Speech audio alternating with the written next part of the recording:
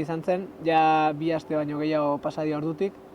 Eta, berriz ere ja itzuli gera betiko bizitzara, saio batzuk egiten ari gera, lanera itzuli gera, pixkat, eguneroko bizitzara bueltatu naiz, eta aldi berean badaukat 19ko poz hori, eta uste ja aterrizatu ez dela, pixka kontziente naizela zer egin dugun, eta alde batetik badaukat poz hori, eta gauza berezi bat izan zenaren kontzientzia hori, baina batez ere daka kontzientzia, oain arte bezala lanean segitu behar dela, eta honek poza handi bat izan arren ez duela ezer aldatzen.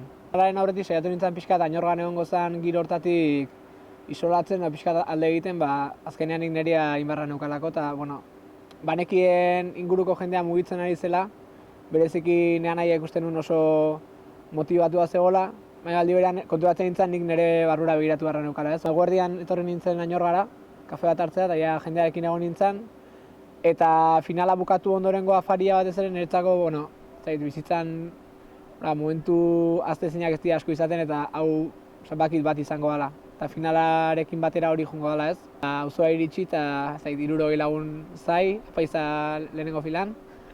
Eta jendearen emozio hori edo ez dakit, sensazioak jendeak oso bere bezala sentitzen dula txapela, jendeak umetatik ikusi gaitula bertxotan, eta jendeak añorgan oso bertu euki gaitula, eta orduan konturatzen ez jende horrentzako txapela berea ere badala neurri baten, da nik ere hola bizi dut, ez dakit nik bertxotan egiten detenan parte handi bat auzontan ikasi dut, ez dakit umetan lehenengo bertxo afariak eta hemengo festetan bizi izan geritu nire gainetan Lizasorenak eta bar.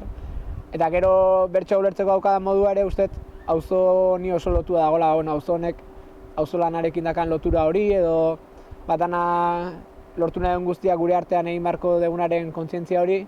Ez dakit niri umetatik auzo honek erakutsi dit eta oso harro nago hemengo izateaz, eta gaina konturatzen naiz nire izaeraren parte handi bat hemengo izateak ematen didala. Uste kultura betian ikaukigula paper hori auzoa elkartzeko, eta neurri baten jendeak añorgain bere sentitzen baldin badu, lantzataldearen gatik sentitzen du, edo klubaren gatik, edo auzoan egiten dian ekimen diferenten gatik. Uste kontzientzia hori auzo honetan betidanik egon dela, eta orain ere oso nabarmena dela, ez? Antzerki taldea nola dagon, bertso eskola nola dagon, eta aldi berean badago kontzientzi bat, hemen egiten dena ez dela beste inundik etorriko, inork ez digula lagunduko auzo hau egiten guk egiten ez badegu. Orduan, parte hartzeko joera handia dago, eta uste egon diala agian garai ikusgarriagoak edo gauza gehiago egiten zianak, baina aldi berean uste gaur egun aina jende auzoan ez dela inoiz mugitu izan. Igual esan baita ere Donostiko panoraman eta batez ere hizkuntzari lotuta, ez dela egoera bereziki, ez dut uste bereziki txarra baina bereziki hona denik ere ez dait iruditzen.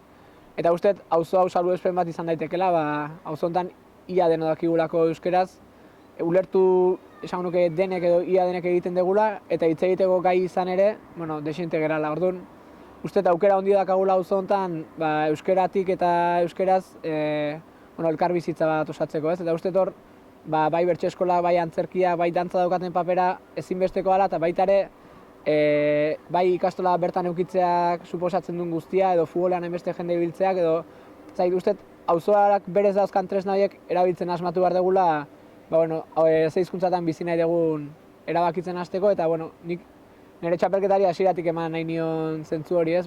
Finala Donostin egiteak, Donostin bizi dugun egoeran, eta euskeraz egiten dian ekimenak hain ikusteko zaila diran leku baten ilunbekoa bezalako finala handi bat eukitzea uste nun importantea zela, eta uste auzo honentzat ere garrantzitsua dela hizkuntza ikusgarri egitea eta konturatzea Donostiko panorama orokorrari añorga bezalako leku trinko batek zenbat aportatu diezaioken, ez? Oso auzo bizi dakagula eta suerte handia daukagula bertakoak izateak. Nik bertsolaritzaren kultur eredua beti bertso eskoletatik ezagutu dut, eta pixkat beti izan da, bertso zalea gera, eta bertsolaritza bizi berritu nahi dugu, beraz, hasten gera antolatzen, hasten gera klaseak hartzen, hasten gera gu kantatzen, guretzako saioak antolatzen, behar danean aulkia jarri eta beste norbaiti ditzen dugu kantatzeko, ez dakit, bertso eskolan nik ikasi detena da ez zai egoten. Zerbait antolatu nahi baldin badu, gu mugitu, guk hitz egin eta guk lotzen. Pixkat autogestioan ikuspegi hori uste bertsolaritzan oso presente dagoela, eta gero egia beste maila batzutan ere mugitzen dela bertsolaritza, baina oinarrian uste bertsogintzan hori dagoela, ez? Bertsoaren mugimenduak bere burua antolatzen du. Eta auzo hau ere uste holakoa dela. Ba, ez dakit, aurrekontuz edo bestelako baliabidez iristen ez gara, lekutara iristen gara, ba, justu kontziente galako guk egin behar degula egingo dan guzti hori, eta uste horrek kulturari beste balio bat ere ematen diola. Kultur hiriburutzaren inguruan, nik uste ikusten dira zantzu batzuk ze izan daiteke, baina oraindik oso garbi ere ez dagoela zer etorriko da, eta bueno, niri gustatuko litzaidakena da, bueno, hemen bizi dugun hortatik zerbait eduki dezala, ba, pixkat hiriak kultura bere sentitu dezala, eta guk ere hartu ezagula gure parte sortzaile bezala eta gure parte eraldatzaile bezala, baina ez ikusle baten ikuspegitik edo konsumitzaile baten ikuspegitik. Kultura tresna bat niretzako gizartea trinkotzeko, espiritu kritiko hori sustatzeko, kezka desenterekin biziet, ez dakidalako 2017an zer gertatuko den 2016a bukatutakoan ez.